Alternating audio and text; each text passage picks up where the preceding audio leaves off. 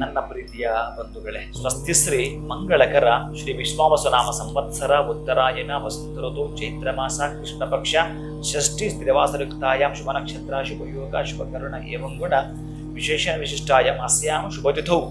ಈ ಮಂತ್ರವನ್ನು ಹೇಳ್ಕೊಳ್ತಾ ಎಲ್ಲವೂ ಕೂಡ ಶುಭವೇ ಜರುಗಬೇಕು ಅನ್ನೋದಾದರೆ, ಒಂದೊಂದು ಬಾರಿ ಈ ಶತ್ರುಗಳ ಉಪಟಳ ಜಾಸ್ತಿ ಆದಾಗ ತುಂಬಾ ಮಾನಸಿಕವಾಗಿ ನಾವು ಖಿನ್ನತೆಗೆ ಒಳಗಾಗ್ತೀವಿ, ಒಂದು ರೀತಿ ಡಿಪ್ರೆಷನ್ಗೆ ಒಳಗಾಗ್ಬಿಡ್ತೀವಿ. ಇಂಥ ಸಂದರ್ಭದಲ್ಲಿ ಯಾಕೆಂದ್ರೆ ನಮ್ಮ ಹಣೆಯಲ್ಲಿರತಕ್ಕಂತಹದ್ದೇ ಶನೇಶ್ಚರ, ಬಲಗಣ್ಣಿನಲ್ಲಿ ಸೂರ್ಯ, ಎಡಗಣ್ಣಿನಲ್ಲಿ ಚಂದ್ರ, ಹಣೆಯಲ್ಲಿ ಶನೇಶ್ಚರ. ಅದಕ್ಕಾಗಿ ನಾವೇನ್ ಮಾಡ್ಬೇಕು ಅಂತಂದ್ರೆ, ಕಬ್ಬಿಣ ಮೊದಲೇ ಅವನಿಗೆ ಇಷ್ಟ ಆಗಿರ್ತಕ್ಕಂಥದ್ದು ಅಂತಹ ಕಬ್ಬಿಣದ 2 ಮೊಳೆಗಳನ್ನ ನಮ್ಮ ಹಣೆಗೆ ತಾಕಿಸಿಬಿಟ್ಟು ಶತ್ರುವಿನ ಹೆಸರು ಹೇಳಿ ಎಲ್ಲಾದ್ರೂ ಒಂದು ಮರದ ಬುಡದಲ್ಲಿ ಅವನ ಹೆಸರನ್ನ ಆ ಮಳೆಯಿಂದಲೇ ಬರೆದು ಬಿಟ್ಟು ಮತ್ತೆ ಆ ನೆಲಕ್ಕೆ ಮಳೆಯನ್ನ ಒಡೆದು ಬರತಕ್ಕಂತಹದ್ದು, ತಿಲವನ್ನ ನಾವು ದಾನ ಮಾಡತಕ್ಕಂಥದ್ದು. ಈ ದಿವಸ ಸಾಧ್ಯವಾದ್ರೆ ಎಳ್ಳು ಮತ್ತೆ ದರ್ಬೆಯನ್ನ ಮನೆಗೆ ತರುವಂಥದ್ದು. ಯಾಕೆಂತಂದ್ರೆ ಈ ಎಳ್ಳು ಮತ್ತು ಬೆಲ್ಲ ಅತ್ಯಂತ ಶುಭ ಸೂಚಕ.